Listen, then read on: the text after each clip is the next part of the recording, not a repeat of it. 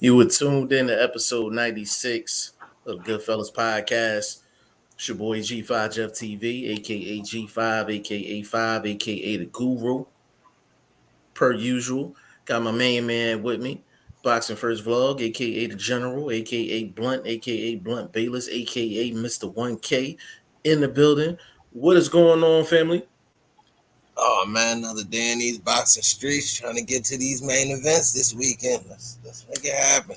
This the hardest part of the week, man. Like midweek, like it just goes slow. Like you know what I mean? Like it just goes super slow, man. But big shout out to everybody, man, all the supporters. Um Once again, we gotta do this again. Um Man, RIP and condolences to everyone that was um in the Texas school shooting.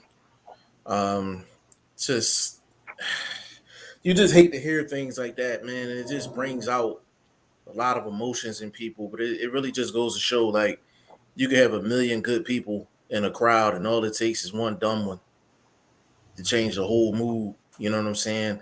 So condolences to anybody that was affected, anybody that lost someone, the children that got killed, um, the teachers. Just a sad situation all the way around. So just rest in heaven and condolences. Unfortunately, for the second day in a row, we have to do that, man. So now I hate to get the show started like that, but we gotta pay our respects and pay homage, just to real life shit before we get started, man. Like, um, and I found out about it late, bro. I'm not even gonna lie. I found out about it Yeah, real late. yeah. I was checking on it last night for I guess I went to sleep, but I'm in a way sort of thankful. But I got a grandson out there that's going to these schools, so I got to holler at my daughter. You I know was what I gonna say, mean? how's cuz is that was that far from your cousin? Yeah. That's San Antonio. They in Dallas, Okay, so they in you know Dallas. what I mean. Okay, okay, Yeah. okay. I know, right? It's just crazy, man. It's close enough that, what I mean, you feel like you're affected. A lot of us may have family out that way, and just being around something big like that. People back east going through what they still trying to heal from, man. It's Yeah, crazy, man. We living in, just some wicked times, and the yeah, strong survive. That's what I could tell you. You know what I mean? So, absolutely. Uh, you know. I echo all your RIPs and condolences, man. I can't do much more than yeah. that. Facts, bro. My sports, aka Shane O'Mac.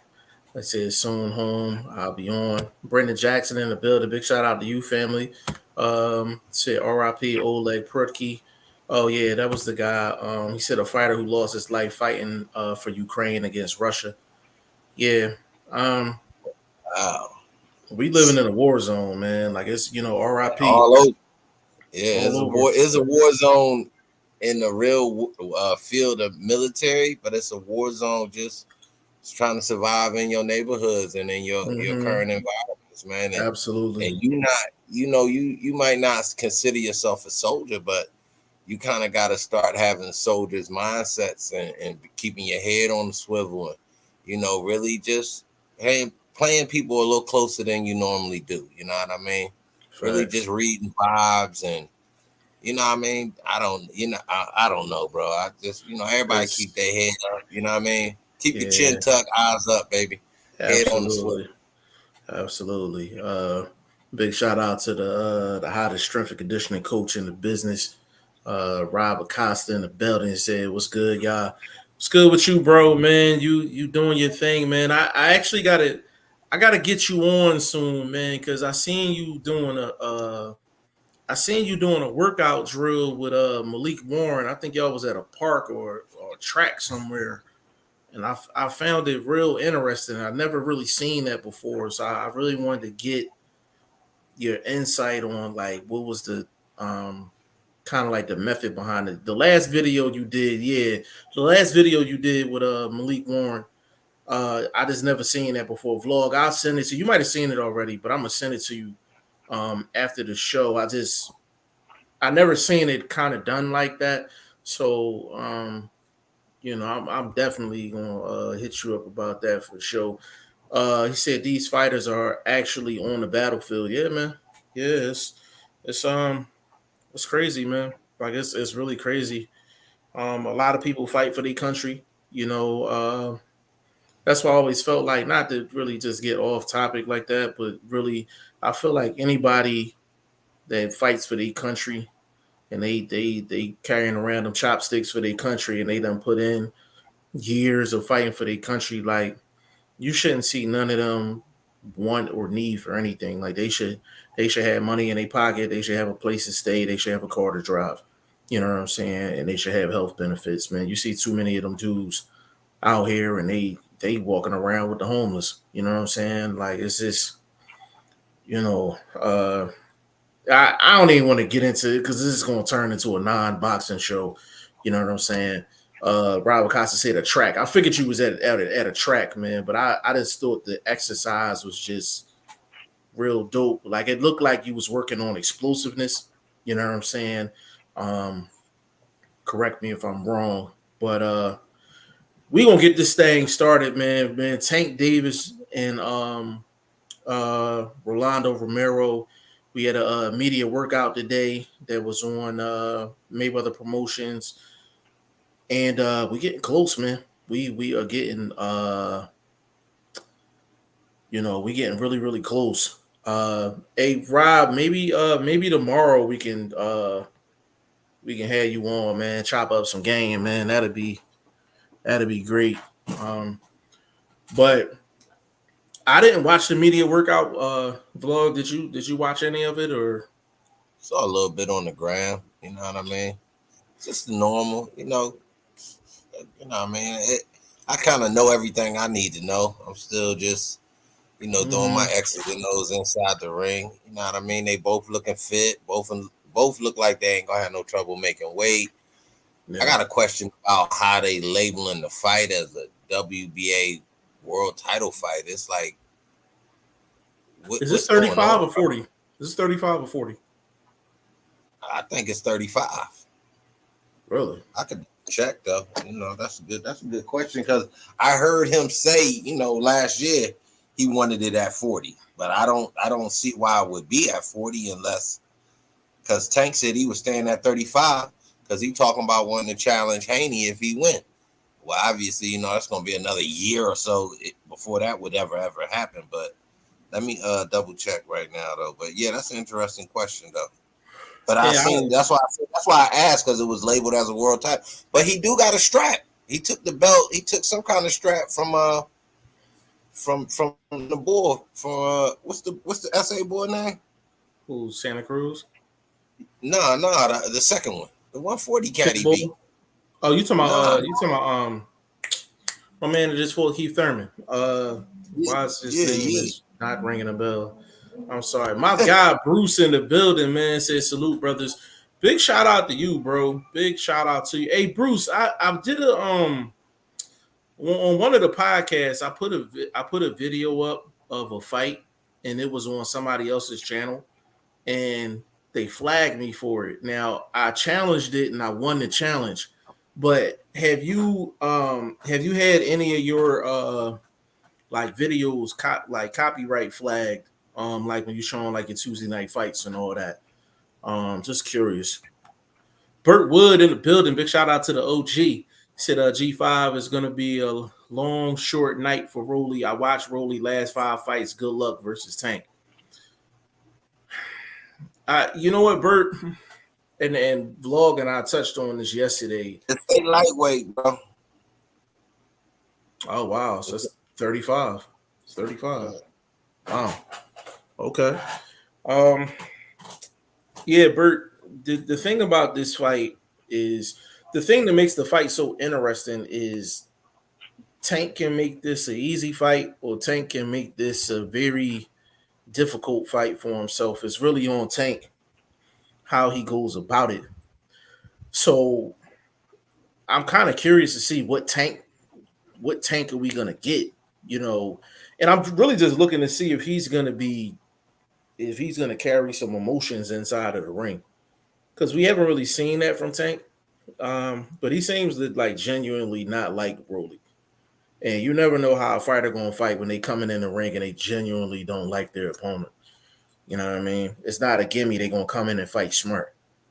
So, um, What I I mean, will say is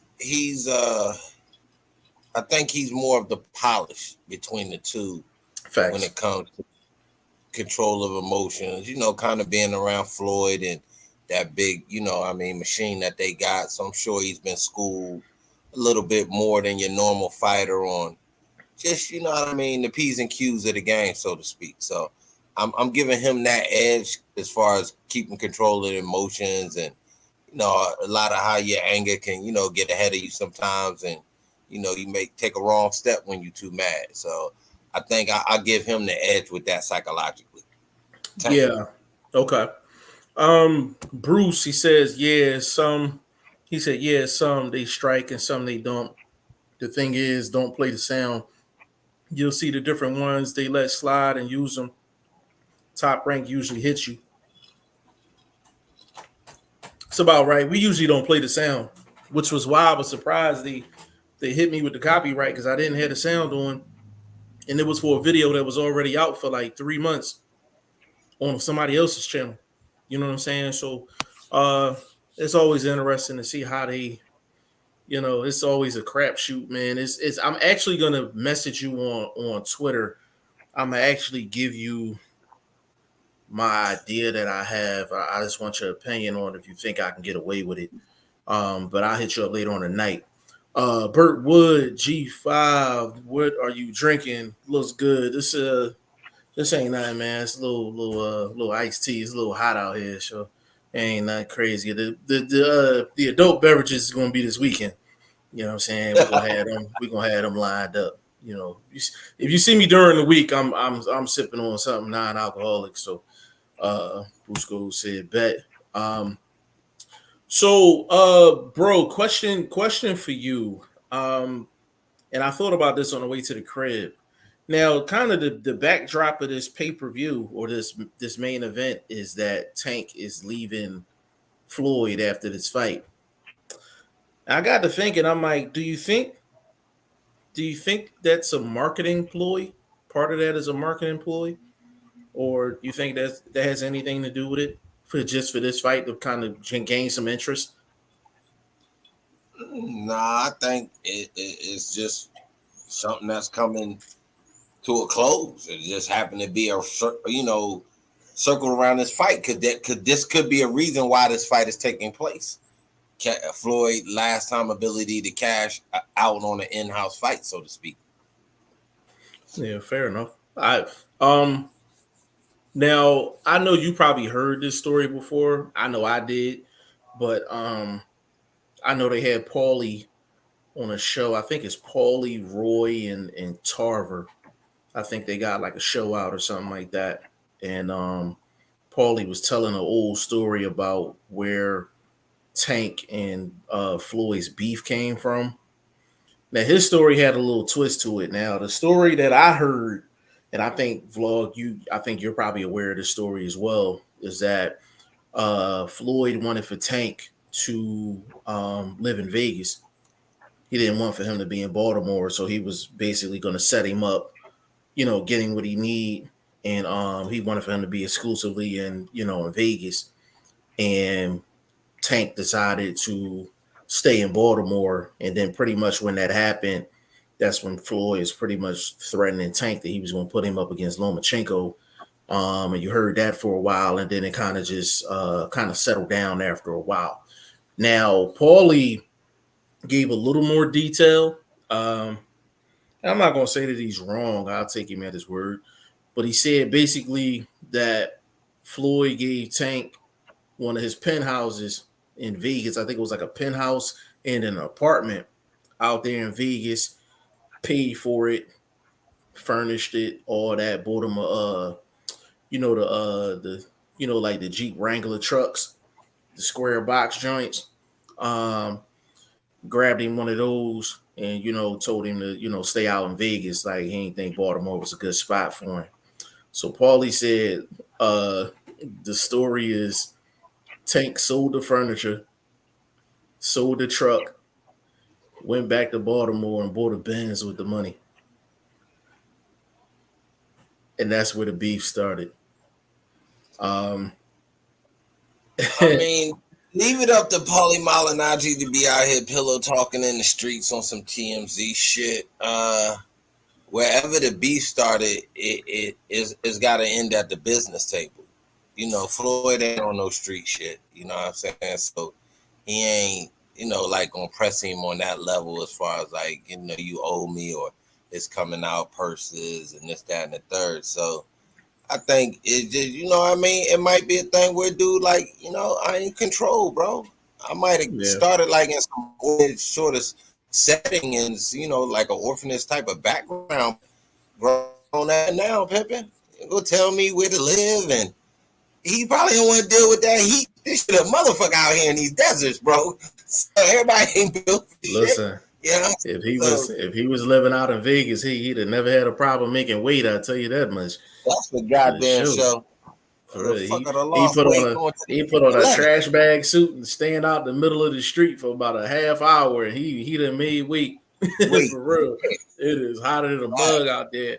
I just the reason I mentioned that, bro, is I kind of wanted to get into just a lot of these fighters' backgrounds, or these are a lot of hood dudes, man. A lot of hood dudes, a lot of poverty. Just people just really just trying to find a way out of the hood, like the ghetto, and gyms and and things like that. They provide that discipline. They provide that structure that these people need to give them a chance to get out. You know what I'm saying? And when I heard the story, I was just like, in the hood growing up, Benz was that was it. You was in a Benz, that was one of the Yeah, you signature, foreign, like, baby. yeah, like Yeah, you that's one of the foreign. signature cars. Like, um, so when you a dude, especially like Baltimore, not far from Philly, like you in Philly, Baltimore, DC, New York, back during that time, you pull up in a, you pull up in a 600, you pull up in a 600 Benz or even a big body S550. You know what I'm saying? Or even a coupe. You could have been in a Benz coupe, any type of Benz, as long as it wasn't a baby mama truck. You was somebody on the block, like, you know what I'm saying? Like, you pull up on the block in that, So when I heard it, and he was like, yeah, he sold the Jeep Wrangler and got himself a Benz. I was like, yeah, like that's hood shit. Like you know what I'm saying? Like that's hood shit. Because you could take somebody out the hood, but I'm like, if they hood, that's just what it is. You know what I'm saying? Somebody, you could put a hood dude in the middle of paradise. He's still gonna be hood though.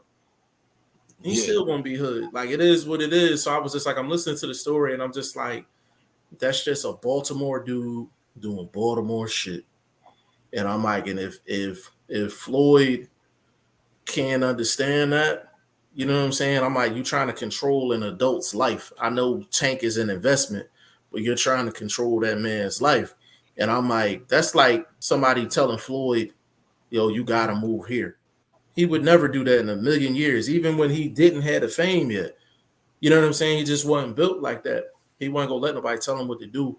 So Tank and Floyd really got like a weird ass relationship. Like I feel like Tank tries to show him a lot of respect in public, but you could tell like he just don't like him. Like you know what I mean?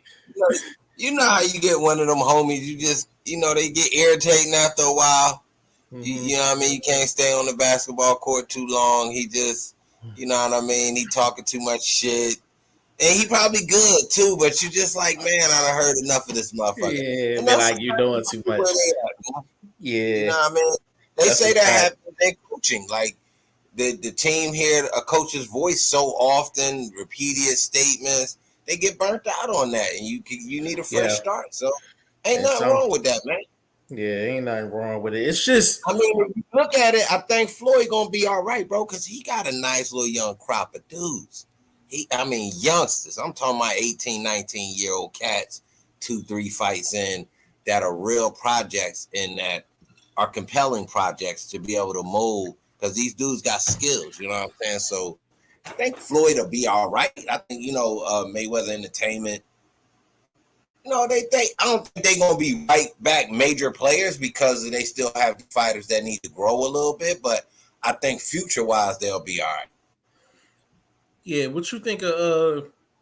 I mean, if Tank leaves, probably one of the bigger names they have is probably Richardson Hitchens, and he just fought. And What you think of Richardson Hitchens? I like Rich. I think he that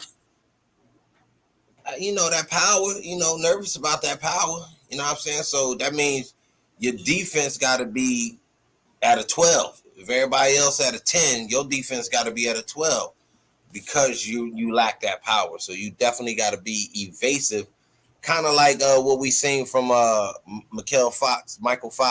Mm-hmm, See, mm-hmm. that was good offense, not a lot of power. Couldn't keep that little dude, from coming forward, but boxed well enough. You know what I mean? Stayed out of danger. Made dude look silly with those bad shots he missed. So things like that keep you, you know what I mean, ahead of the pack to a certain extent. Mm-hmm. Yeah, I I mean, of course, it's gonna be tough for Floyd to lose Tank. To be honest with you, I think he could. To be honest with you, I'm like he probably could put a package together for Tank to get him to resign. It kind of seems like Tank ain't top priority to him in a sense. Like it's just for a guy like Tank, for me, I feel like you should be trying to pull out all the stops to make sure that he's good money because he's gonna anchor your promotional company in a sense. Like you'll be able to use Tank to get other deals for other some of your lower fighters. You know what I'm saying? So I kind of don't But understand the lack of urgency. You know what I mean? but And with that's just an Tank, outside looking at. that's the thing about business. Just because a lot of there may be a potential there, doesn't mean there's a connection there that'll keep that potential alive. You see what I'm saying? Like everything you just said was great, but if these dudes ain't vibing behind the scenes, all of these possibilities of future business moves and things like that are kind of irrelevant. These dudes can't even sit down and have a full blown conversation that comes to a conclusion. You know what I mean? Things might start off on a business meeting with these guys and it end up turning into an argument. So how can you really plan growth or plan a stable situation? So I think it's good. I don't like what we was talking about the other day about him still being tied to that Showtime platform and Al Heyman, the Phantom Yeah, I Ghost of didn't like boxing. that.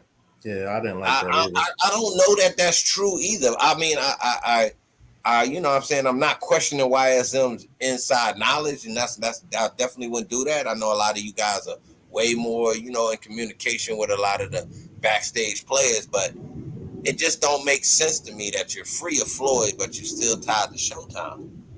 Right, So right, right. you know what I mean? Showtime is a streaming service. Showtime is a satellite basically. How are you tied to a satellite? You see what I'm saying? Like the fights they're part of that satellite platform, but they're not made. So I don't know Showtime matchmaking. I don't know Showtime is managing people. You know what I'm saying? Like I don't get that concept that he's still tied to Al. That doesn't make any sense to me. But I don't know nothing about these contracts like that. These dudes, it might be one little line in there, and you can skipped over it. Next thing you know, you got a lifetime contract. Yeah, So I mean, I mean, possibility. to be honest with you, I mean, it's the way that his contract is set up. It sounds like he got the managerial deal with Al, and then he got Floyd as the promotional company. So now the promotional company deal is about to end. So now he's just exclusively with Al.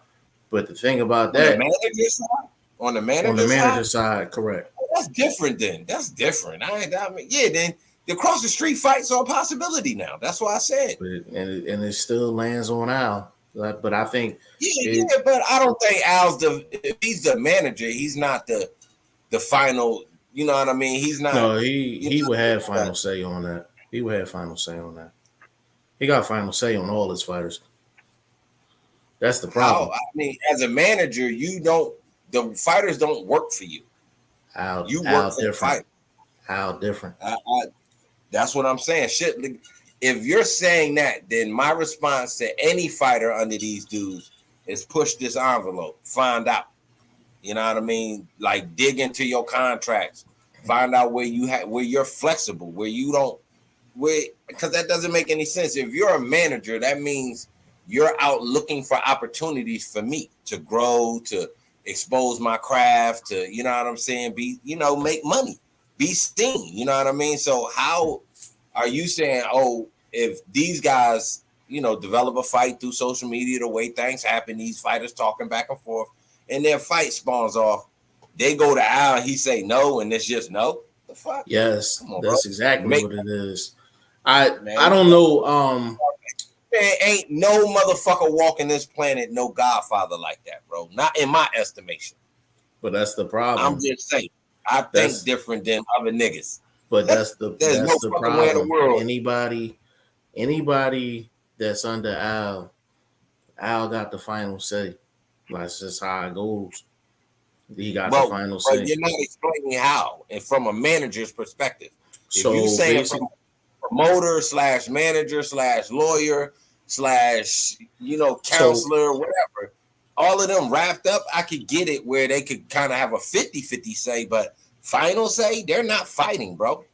Al's so not putting up any money. bro, but he's powerful for a reason though. So Bro, that shit is garbage talk to me, nigga. I don't want to hear all that God talk, bro, nigga. You nigga bleed like any other nigga. I Fuck out of here, nigga. understand, bro, but that's what I'm saying. You That just shit is we just talked business a couple of minutes ago. Like this, that's what it is. Like it's business. Like it's business. that's not okay. Again, you haven't explained how a manager He's has not a final say. manager. He's not a manager. So what is he overtake then? I need an He's in it. explanation. He's. I'm gonna give you one. So he's a quote unquote advisor, quote unquote. So from a legal standpoint, advisors are not legally on the hook to get fighters a certain amount of fights. So for example, if let's just say Al has Tank under contract, advisor client deal, basically. And it says in the contract he's gonna get Tank 15 fights. If he only gets Tank 6, Tank can't take him to court because an advisor is not legally obligated to those guaranteed fights. A manager is. So with him having That's that my point. advisor type, Why would you sign something like that? That right there, when the way you just said that, I'm stopping at the door and not putting my signature on nothing. Because if you're an advisor, how are you telling me you're going to get me 15 fights? Like that doesn't. You're stepping outside of your grasp and your duties. An right? advisor is somebody that says, yo, this stadium is more, you know, more profitable, seats more, you get better, you know, film footage, whatever. You know what I mean? That's an advisor. Or this deal isn't as lucrative as you think based on homework that they done as an advisor. You saying that this guy is coming to the table saying, I'm gonna get you 15 fights, that's promoting, that's matchmaking, that's a different realm. I'm confused. Well, Like this sounds like some let me. Godfather talk. Like, But that's what they call him. That's what they call him. I so for the man, record, I'm not. for the record, That right? I don't. So me explaining this the vlog, and for whoever else is listening, and you may not know, I'm not in agreement with any of the business stuff that goes on in boxing because I feel like the fighter don't have no say because the promoter and the manager and the advisor got too much power. So that's my opinion on it. But what I'm doing right now is explaining in the vlog how the business side is working and why it's so screwed up. Why it's so screwed up. So you take Al, right? Al got probably about 100 something fighters. He definitely got over 100. He got over 100 something fighters. And I remember years ago I put his contract up and explained it in a video years ago. And he came from the music business, so in the music business, the labels that have what they call 360 deals with the artist. So basically, the label gets a piece of absolutely everything that the artist gets. If they go to the club and do a club appearance and don't perform, the label get a piece of that. If they go to the club and they do perform, they get a piece of that. If they get an endorsement deal, they get a piece of that. If they drop a song, they get a piece of that. If they go on tour, they get a piece of that. Like they got their hand in every single pot. So essentially, what Al Heyman has done is taken that same music deal and applied it to boxing. So when he assigned these fighters, he literally has in the contract that they can't make a move unless they got his green light. That's what makes Al contract so crazy. But you can ask anybody on the inside how his contracts are structured, and that's exactly how it's structured. So as a fighter, I guess you're looking at it like, well, damn, I don't have ultimate say, but he do take care of his fighters. Like, which one am I gonna pick? And it's a shame that a fighter has to pick that because they'll use politics, they'll try to blackball you, all that. Like it's crazy, but that's just how his contracts work. Like, remember when Peter Quillen, they back in the day, Peter Quillen had the belt and he was supposed to make a he's supposed to make a title defense, but it was against Matt Korobov, and Korobov was on the other side of the street. Like Al Heyman made Peter Quillen drop the belt. Made him drop the belt. He told him he couldn't defend it against a dude across the street. It made him drop that belt. Like his contract structure is crazy. He takes care of his fighters, but he has complete control. Complete. Well, I think we coming into a new era. Big shout out to the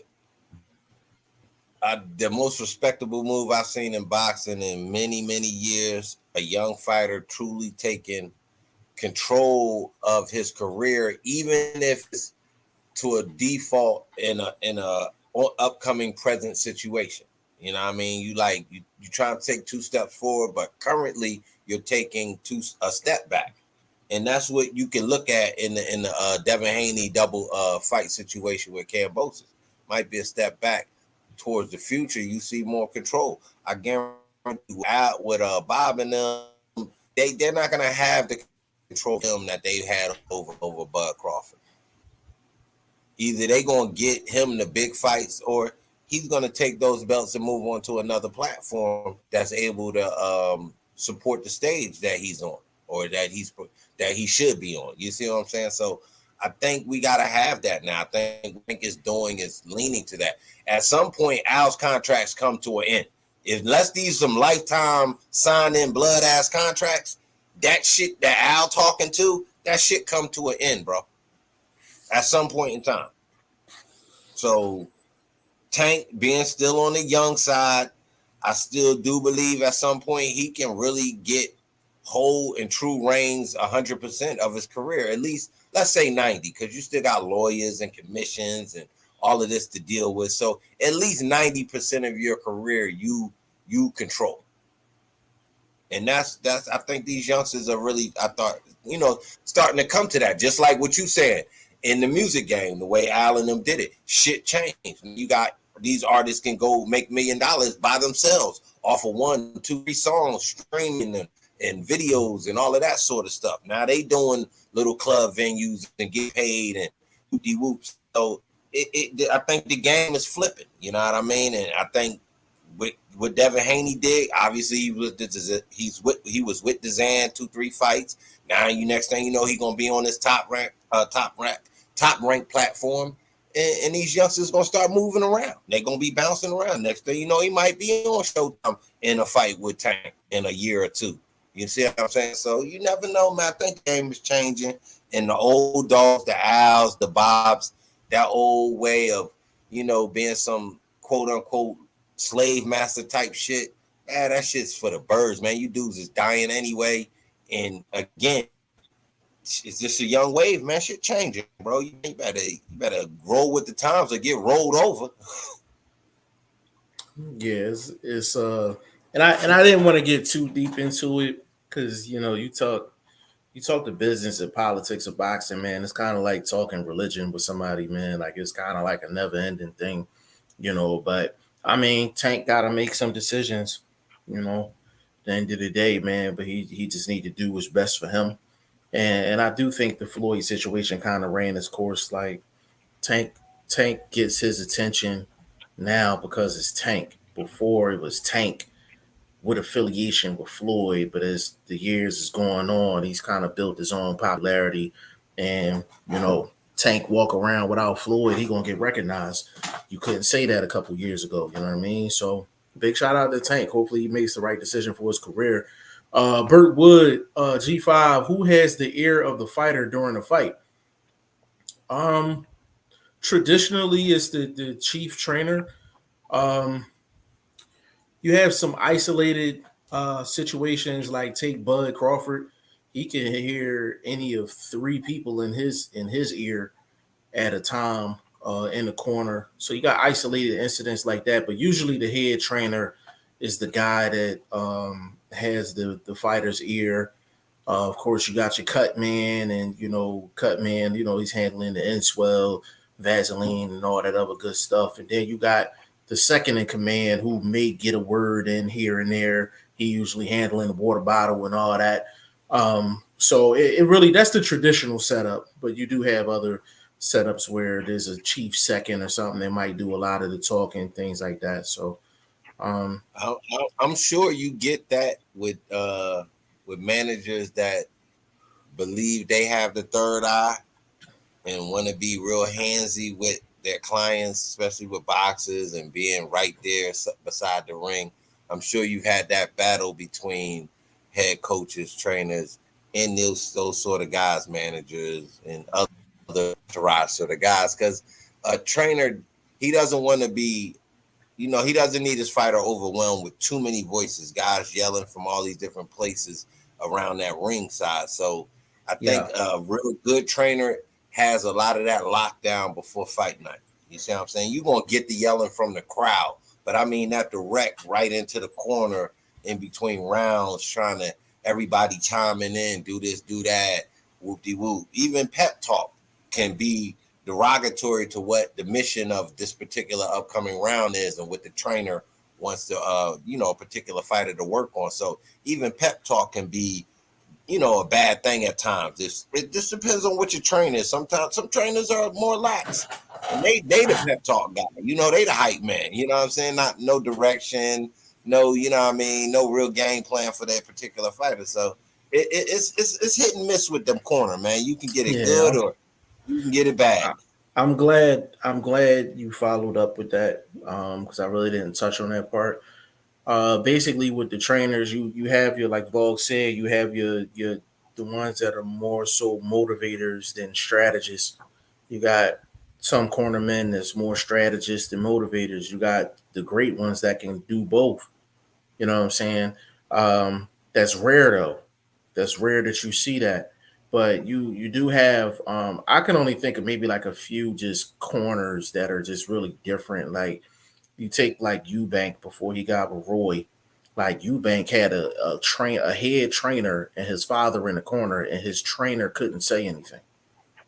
Like that's a weird situation. Like that's not your traditional situation. Like you know what I mean? Like what Bud has, that's not your traditional situation. It's usually your head trainer.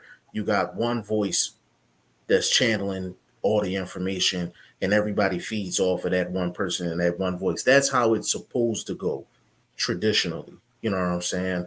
But it's not a lot of strategists in terms of cornermen. Like it's not a lot of strategists like in between rounds that's really putting in that work.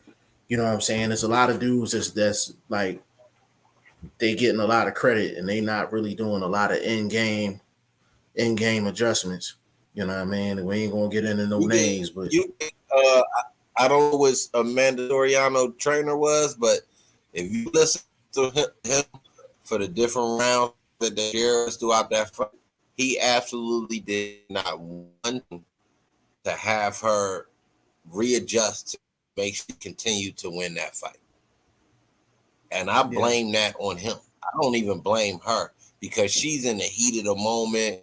She might not be really understanding. She just trying to do what she was already doing that, got her ahead, got her, um, got what the girl is. yeah, I mean, Kate Taylor, I mean, she's trying to get back, but then it takes your trainer to be like, look, that worked early. Now she's adjusting. So we got to adjust this. What to do? Double jab. I mean, jab went straight to sleep on her. This is why she could never catch her throughout the second half of the fight. You never set your range. You never made her move based on your jab coming from here, making her move here. Now that's what we wanted. Now we can throw these hooks. Now we can start cornering her. You see what I'm saying? It all starts with a jab. This guy, everything's going well. Yeah, great job. Catch your breath. You know, doing little sounds like, come on, bro. That's what they, man, get the mic off of him. That's all I kept thinking throughout that fight was get the mic off this guy. Because he was trouble. Yeah. I listen, it's and Bert, you always ask questions to spark up like technical talk. That's why I like when you be in here. But it's a lot of fighters that would benefit from having a strategist in their corner versus the motivator. You know what I mean? And this guys has been successful in their career despite their trainer.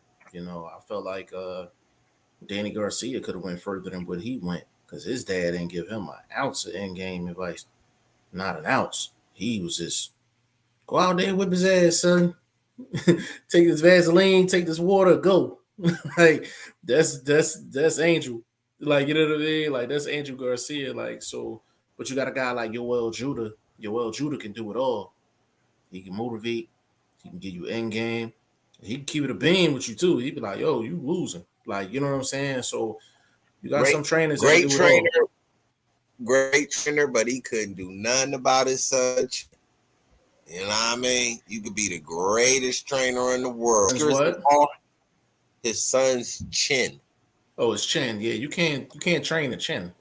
Like it's either you Yeah, got that's one or what I'm you saying. don't. You could be the Yeah. greatest trainer in the world, bro, but the whisker is not built like that, bro. You know what I And mean? You can try to accommodate, you know what I mean, tucking the chin, trying to go behind the shoulder, little subtle things, but it takes athletic guys to do that. And then you also gotta kind of not get in front of yourself. You know, I thought Zab got in front of himself a lot of times where he didn't really understand, I gotta play it as if I'm not the stronger guy. But he went in a and lot of those fights believing in the the skills. You know what I mean? Which well is the thing nothing wrong about yeah, the thing about Zab though, Zab is Zab is physically one of the most gifted fighters I've ever seen. Like just pure physical talent. Um, but the thing is, like Zab was never a big 147. Like he was always fighting outside of his weight class. He was never a big 147. He really had a 140 frame fighting at 147. And a lot of the things that he was doing did some of the things that got him in trouble were things that he was trying to do, but he was too small to get them done. You know what I'm saying? But just in terms of pure physical talent, he's one of the more gifted fighters you'll ever see. He could do it all. Like he could do it all, man. But yeah, like if your guy don't have a chin or he puts himself in the danger zone too much, you can have a chin and put yourself in the danger zone too much, and eventually that chin gonna crack. You know what I'm saying? But yeah, well, Judah's good solid trainer, man, for sure. Burt Wood, dumb question. What is that? He said, dumb question. What is that Vaseline they put on the fighters before the round? Does it help stop cuts? Yeah, so basically the Vaseline, what the Vaseline does, it helps the fight. It help treats the fighter's face, so they won't get cut. So you got to look at the material of the actual gloves. The material of the actual gloves, like if you hit a person's face and their face is dry, it's more susceptible to getting cut. If you keep it moist, you know what I'm saying, keep that Vaseline on it, it's almost like lubricant. You know what I'm saying? it, So it helps with abrasions. yes, Gloves rubbing off your skin, you rolling with a punch, but that glove still going across your skin. Those abrasion turn into an open cut. Obviously, if it's getting pounded on, so yeah, it definitely helps. But you could do too much. You could take it too far. So I think I have to have a fine. I have to have a high referee paying attention to the amount being used because punches can yeah. easily slide off of that. And And that Vaseline can I get get into your eye as well. yeah, that too, that Yeah, and too. that's not a dumb question, bro. That's not a dumb question, man. Because the reason why it's not dumb, bro, is because you probably got a couple people that's sitting on here that probably wondered the same thing, but you was the only one that had the guts to ask it. So it's not a dumb question, man. So definitely keep them coming. I didn't have this in the thumbnail, but I definitely wanted to announce this. Deontay Wilder did get a statue put up of him in his home state. Congrats to Wilder on that.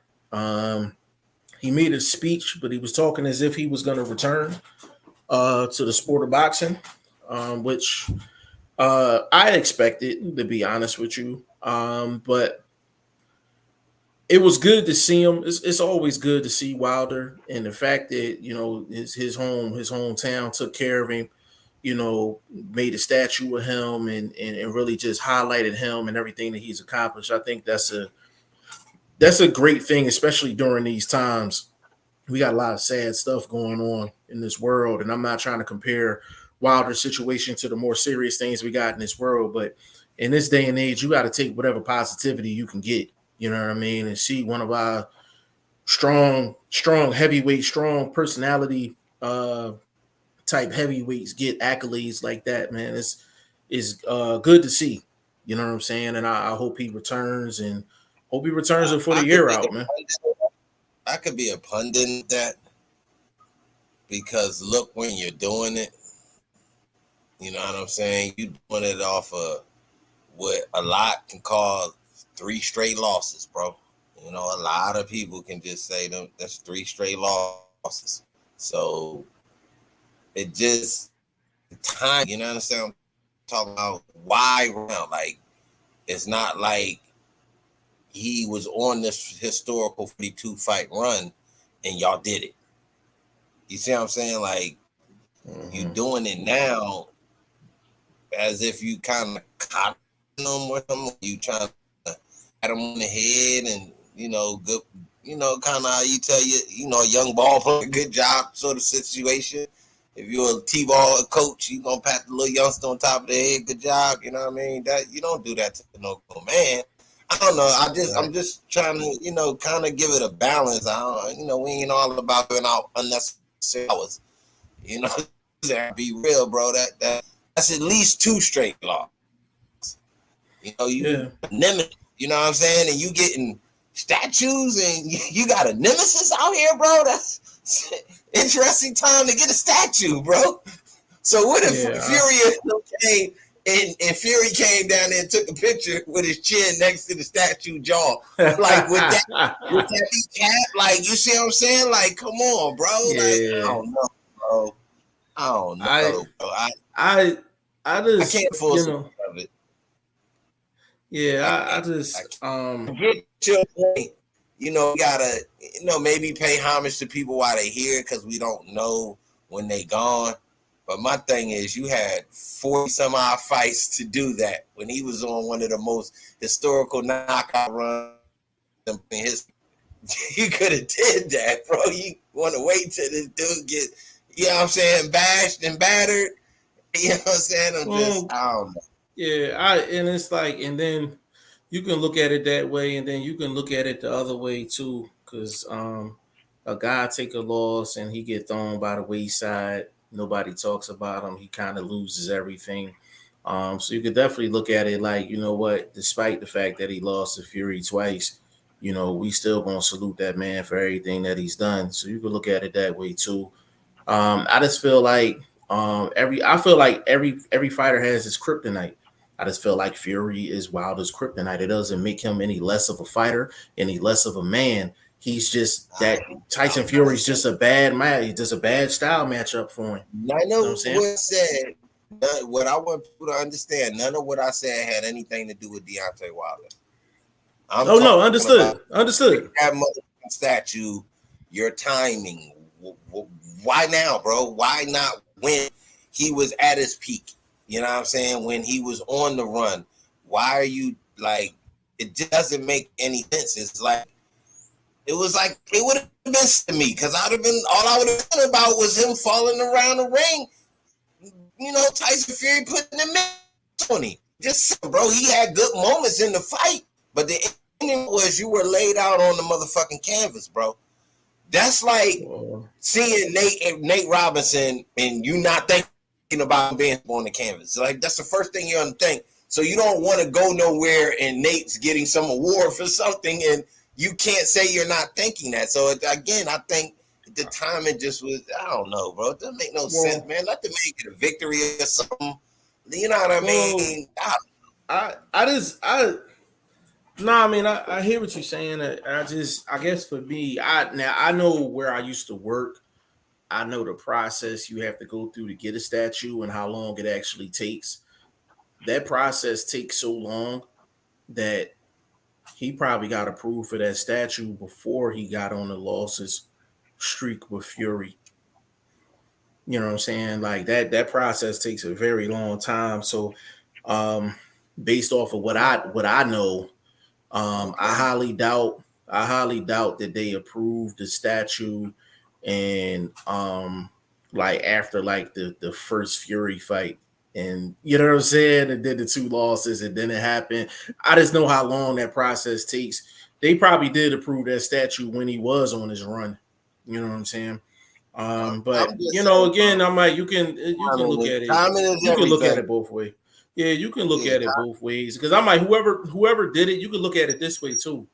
You can credit them for not trying to ride the wave. It'd have been kind of no, easy for you to do it. It'd have been easy for you to do it when he was knocking everybody the fuck out. Then you can be like, oh well, he riding the wave. He ain't got no wave, and they still looking out for him. So it's just depend on how you look at it. You know what I'm saying? Do I think he deserved it in his home state? Absolutely, absolutely. He put, like he's an overachiever. Like he is an overachiever in his purest form. Like what he's accomplished in his career, he wasn't supposed to do that. He wasn't supposed to do that. Like, you know what I'm saying? Despite the Fury losses, he was not supposed to do what he's done in his career. So I'm like, it is what it is. It was good to see. I'm not gonna sit up here and fraud. Like it was for me, it was good to see, and it was times I was going completely against what Wilder was doing, like during the whole Fury thing and all that. I just those times I felt like he was inconsistent, as far as the talk and shit like that. So it was times I wasn't seeing eye to eye with Wilder, but that doesn't mean that he don't deserve the highest accolades, especially from his home state. So I just want to see him back in the ring, bro. I just want to see him back in the ring, statue or no statue. I I just want to mean see him back in the ring. they say he's still number one. You know what I mean? It ain't frisky right now in the heavyweight division. I'm talking about a couple of these youngsters that's on the fringe. Maybe not a youngsters, some guys that ain't they look yet or got a shot yet, but they records look viable. So what I mean. I don't know if he want to go that route or he want to grab a Rui, something like that. But he got to make a semi flash. You know what I Yeah, mean? He to be can't. honest with you, He if look he like if Michael he's Coffey. nah. I to be honest with you, I wouldn't even be mad if he like his comeback fight. We all understand his comeback fight not going to be a title fight. Like it's a comeback fight. Johnny Wright. Um, um, Johnny Wright. Do I dare I say mean, I know he's that's been your on guy. all? I know that's your I'm guy. So saying I don't want to say. name, I don't good want to name, say. No, good that's a name. solid name. That's a solid name to come back from. Probably the winner of probably Kalnaki Chisora probably got a little more name buzz. If he came back off the winner of that. But I wouldn't have a problem with a Johnny Rice fight. Um, Mm, but I I just don't give you name buzz, but I think Johnny name buzzing, baby. His name is buzzing when you going through the Rolodex. He might be getting skipped right now. That's what his name buzzing at. Might be getting skipped. if you I want to wouldn't talk, tell yeah, you. if you yeah, I wouldn't deny that he has like hardcore buzz like people within the sport, you know, that he's a viable. I mean, he's a viable guy, heavyweight, no doubt about it. He's a viable guy. And if they, if They chose him for a comeback fight. That's a credible opponent. That's a credible opponent. You know, I think he gets iced, but that's a credible opponent. You can't say he coming back against a bum. You know what I'm saying? Be honest with you, Johnny Rice is a better option than I don't know Kyle that. Naki and Chisora, but they just got the bigger I don't know name. that So, I don't hmm. know that he gets iced. I don't know he's iced. Well, I think I look at it and I'm like, can he last 12? And I just don't think he's gonna last 12. Because almost nobody lasts 12 with him. You know what I'm saying? So I think it'll be an interesting fight though. I wouldn't even be against that. I wouldn't be against that. I don't think Johnny Rice is busy. So I think that'll be an okay fight for Wilder to come back on. Um, I would fully expect him to do his thing though, but that's the side. You just want him to come back against a solid guy. Like Johnny Rice is a solid guy, solid opponent. Like nothing special about him, but he's just he right in the middle of the pack, right in the middle of the pack, and there's a lot of dudes in the middle of the pack. So I feel like he would deserve an opportunity, no doubt about it. So Answer at me this point, this. mhm. Answer me this. I know this is a completely different lane. Just as Mhm. a matchup, is the question. Winner of Dubai, Don King guy. What's his name again? Oh, Trevor Bryan. Yeah, Bryant. Dubai Bryant. Good look, matchup wise. Well, I mean, he getting And ready to for fight Dubois. Are you talking about if he gets his Dubois win? no, I'm saying just based on matchups. Now I understand it's a different lane. That's a WBA, EWBC. I get that. I'm just Um, asking as far as matchup winner, which what I'm saying, like would that be good look for him style wise? And he one of them guys give him any Tyson S type of trouble. I don't think Tyson that's type trouble. I think Trevor Bryan is okay. I think he's okay. I think if Johnny Rice fought Trevor Bryan, I think Johnny Rice beats Trevor Bryan, in my personal opinion. What about So what about Wilder? I mean, that's what I was asking really about Wilder for like the winner. right. For Wild, if either one of them fought Wilder, right? Yeah. Yeah, Trevor Bryan fought Wilder. I wouldn't expect it to go more than 5. I wouldn't expect it to go more than 5. Johnny Rice, I would say probably maybe 8 or 9. Johnny Rice is a little bit more to figure out from a style perspective, but Johnny Rice has a traditional style. You know what I'm saying? He has a traditional style, so it's not like it's anything awkward about Johnny Rice. He's sharper than Trevor Bryan, in my opinion. Um, but it takes somebody. It takes somebody What special. about Dubois? That's whoever land first. If it's Dubois and Wilder, whoever land That would first, be his biggest test. yeah, facts. That'll I be his mean, that biggest so test. out of the three, who's biggest test? That'll be his biggest test. Okay. I would say I Dubois think is Johnny probably the Rice biggest because rest. You I about say you run with Rice your because guys, boy. I'm about to give you physical reasons why out of those three guys. Trevor Bryan has a jab, but he doesn't throw anything strong behind it. He's almost like Sanchez to me, a back foot heavyweight. Dubois, he's not defensive, so he's going to be subject at any point to the fight to eat that right hand from Wilder.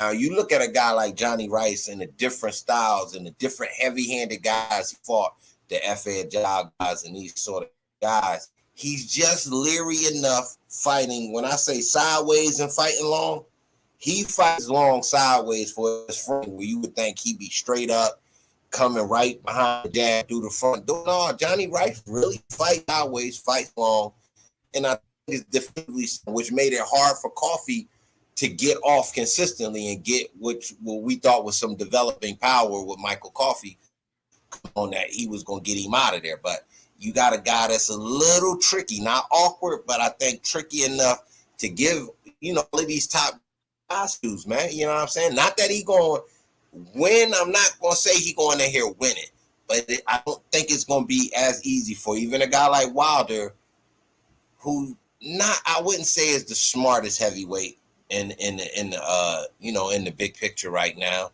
So, it take, like you said, it take a few rounds, maybe 9, 10, probably before the power, slips through. Rice get tired, as most fighters do. That's a natural process to the fight game to get tired, and that's when you can get caught. So I get that. Again, you got to look at again a guy like Dubois against a dude like Rice.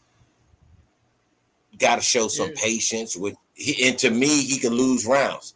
Dubois is a guy that would try to be, smart about moving forward, losing rounds, because I thought he was losing rounds against Joe Joyce because he started to slow down. Yeah, I mean, I just think Johnny Rice is a guy that can play a little spoiler role, or definitely not make it picture perfect. I do agree. I do agree with that.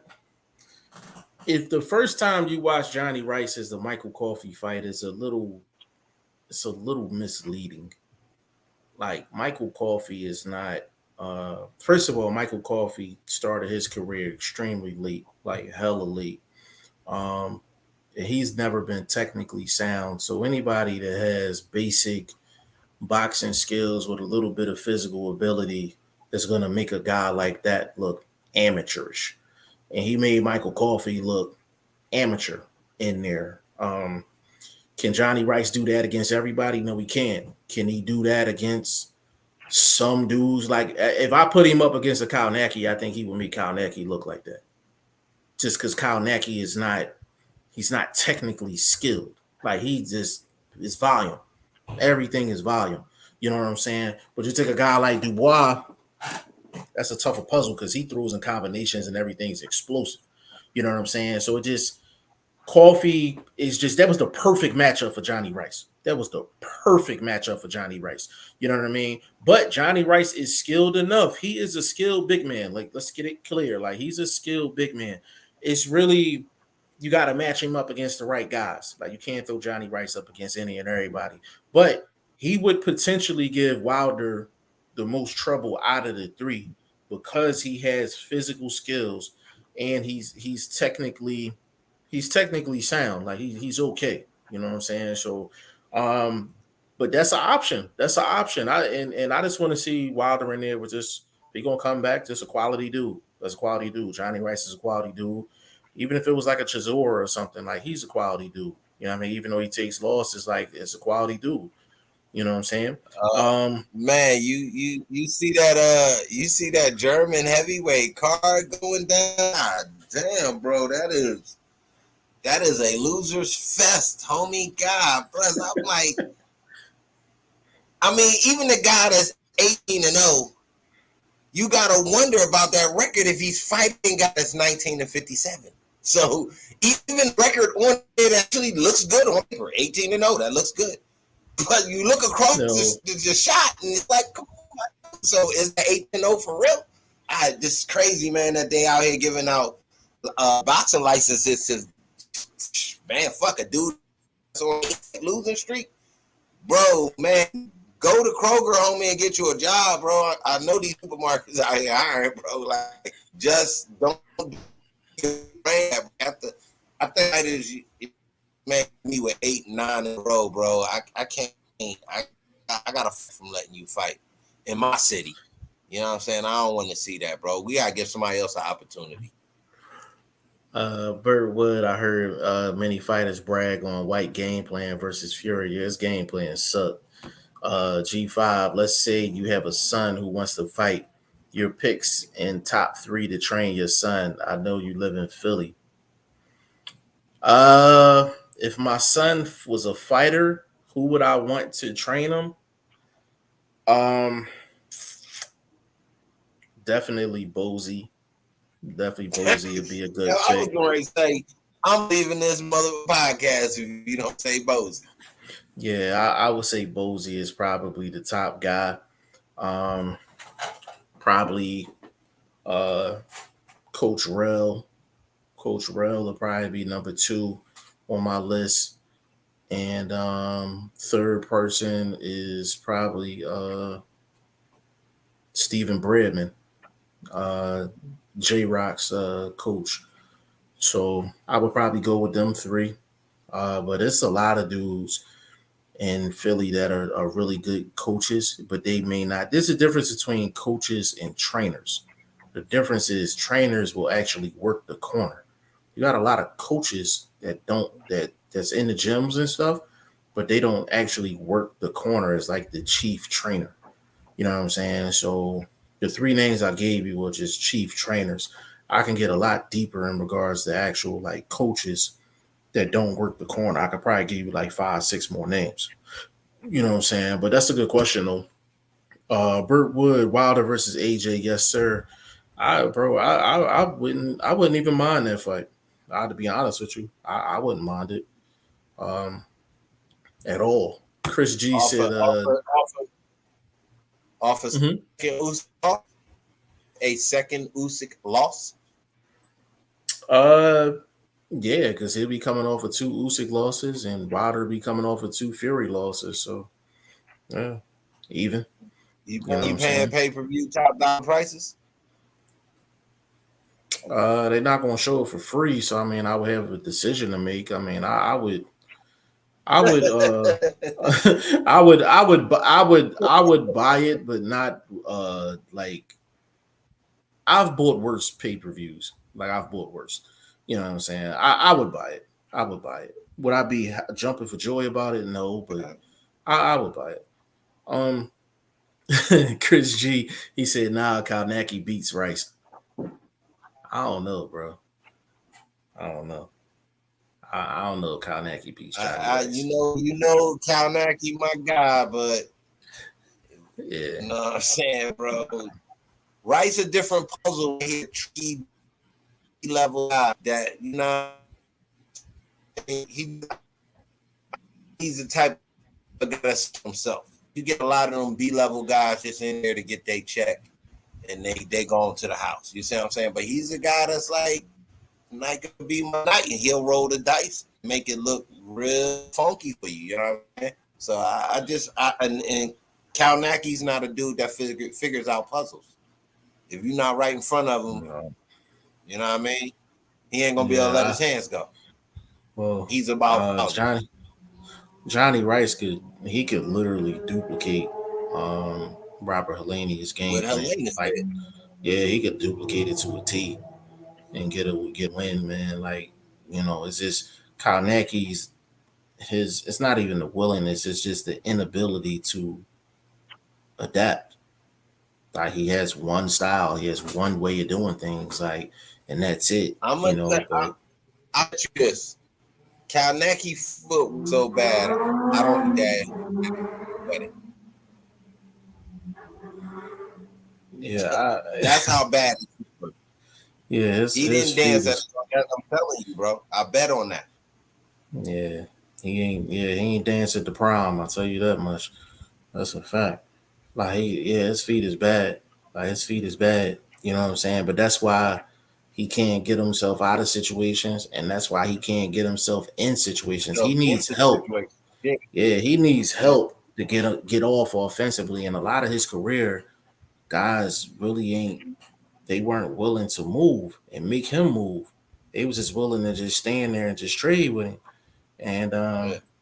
there's a couple guys that Kalnacki beat. I'd be like, yo, like they just allowed him to play his game. Like you take a Charles Martin, like Charles Martin is way more skilled than Kalnacki, but he won that fight because Charles Martin played his game. You know what I'm saying? And that's part of boxing as well. But I don't know if Kalnacki beats Johnny Rice, Chris. We might have to throw a couple dollars on that if that ever was to happen. I think I'll put my bread on Johnny Rice to be 100% honest. Um Vlog, is there any fight on the undercard that you looking forward to, bro? For Tank and 30? Man, the super featherweights, man. Couple Latin cats, you know what I'm saying? They named, I believe, Mendez and let me get to it. Give me a second. Just had it up. Oh man, it's just been a long day. I'm tired, but yeah, man, there's a couple fights on there though, bro. I thought it came together pretty nice. You know, a little midweek. Added the rest of the names to the card that a couple youngsters. It ain't full. Like, you look at Haney in them card. I mean, full of C-level starter guys. Where this one is a couple guys looking to cross over toward the content spots and things like that. That's matching up. I thought they brought it together pretty decently. So big shout out to all the matchmakers and Floyd and them. So let me get to it right now and deal about this undercard that I'm looking at Eduardo Ramirez and Luis Mendez. You got Eduardo coming 26-2 off a 50-50 run last two fights, lost and win, and the boy that's off a 5-fight run. And this is a super feather. We have a new name in that 1-3 mix, you know what I mean? So, and like I said, these are guys that like I'll let these guys go off the street or whatever promotion these guys are under. So right now it's TGB. So I'm thinking, TGB will let the winner go off the street and see as somebody that maybe this is some mandatory for one of the belt. You never know. Like fights like that jump off the card to me. You know what I mean? And obviously we got the revenge match from the Valley, the Ramos family. Shout out to them. Easy work. He gonna San Martinez so fast. Man, I got beer money on Santa Maria, man. I got beer money on Santa Maria, man. What's the odds on that, bro? Can I get the odds on that, bro? What's the odds on that? Bro, check my Instagram. I just put that up, man. It's like 1,000 to 500. Ramos minus 950, and your boy Luke Santa Maria Santa Maria. That boy plus 500, 550. Man, he gonna get dog walked. But he was like a +3 something against the other Ramos. This a big 154, bro. Yeah, this a big 154, bro. This a big 154. I'm rolling with I got to roll with young Ramos, man. Young Jesus. He gonna beat the emergency brakes off this boy. I'm telling y'all now, I'm putting some beer money on Santa Maria, man. He running through the whole family. What you want to do, the piece? What you want to do? Half a unit? What you want to do, baby? He running. I'm not betting you because I had bad luck betting you. I'll bet the bookie though. Plus 540. Yeah, hell yeah. I'm putting beer money on Santa Maria. Hell yeah. Bro, what you got? Let me tell you something though. I'm gonna peep you where you slipping. Your boy is a real 147. This at 154, pimpin'. I understand all that. Okay. Plus 540. Yeah, I got beer money on Santa Maria, man. I got beer money on Santa Maria. Yeah, you would want to just put $2 on that motherfucker. Luke Santa Maria, I'm riding with you, player. I'm riding with you, man. But that's probably that could have the potential of being a good fight, though. I'm gonna be honest, bro. I'm gonna tell you right here. I'm gonna be the first to say it.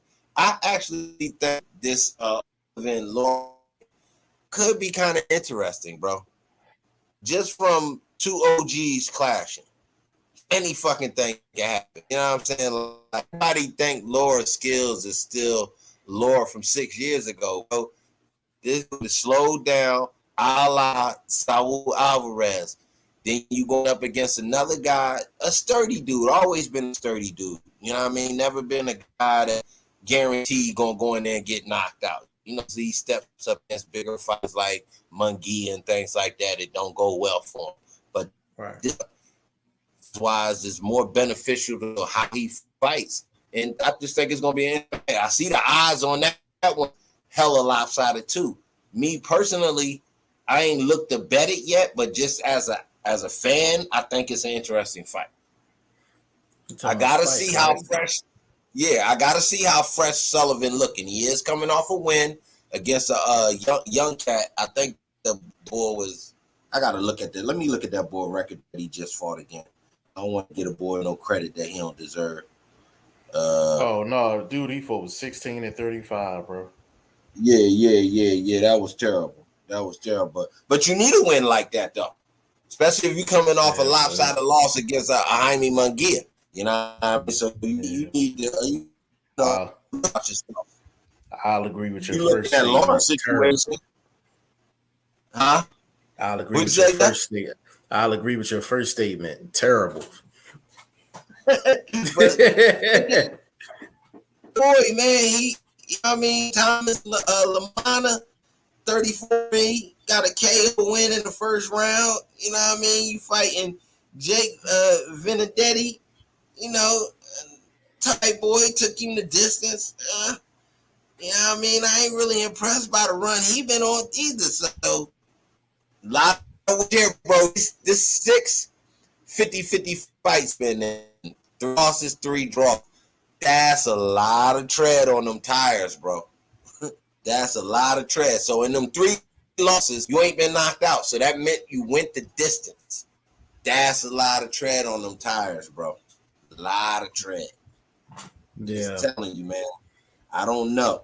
O'Sullivan could Yeah. be real tricky. Now, if you wanted to do a tricky little bet, you know what I mean, really go against the grain, but don't bet your rent money car note or nothing on it. But you could go ahead and do a Sullivan joint, 100 side, maybe a buck in a quote.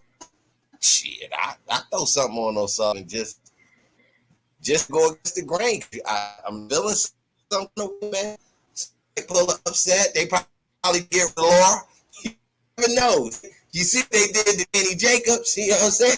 They can make more money by Sullivan than they can with Laura. Yeah. I like the in all reality though, the fact that the Ramos Santa Maria fight is at 154, that changes everything. Um that changes everything, you know what I mean? If it was at 47, that's something different. But yeah, I'm definitely watching the card. I'm definitely watching the card. Luis Cuba Arias is going to be on the card as well.